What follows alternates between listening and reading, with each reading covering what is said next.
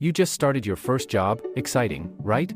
But without smart money moves, that excitement fades fast. You worked hard, landed your first job, and now, you're officially earning. But here's the catch, no one teaches us how to actually manage money. And by the second week of the month, most freshers are left wondering, where did my salary go? Welcome to Sense, where smart money moves start with smarter thinking. So in this video, I'll show you exactly how to manage your finances as a fresher. In a way that's realistic, simple, and actually works even if you don't make a lot. And yes, we're doing this without boring budgeting spreadsheets or complicated finance talk. Let's make sure you're not just earning, but building something with it. Step 1. Divide your salary before you spend it. Before you celebrate payday, do this. Use a simple plan, 50-30-20 rule. 50% for needs, commute, phone bills, essential expenses.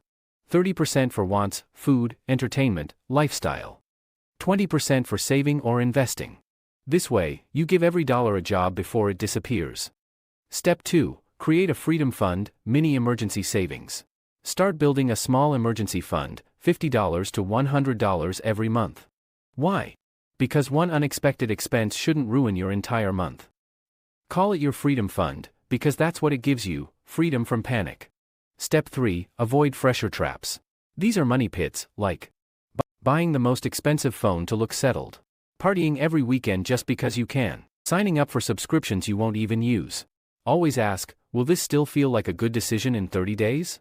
Step 4. Use a simple tracking habit. You don't need an app or Excel sheet. Just note your top 3 expenses at the end of each week. Within 2 weeks, you'll know exactly where your salary leaks. Step 5. Automate your growth. Even as a fresher, start investing small.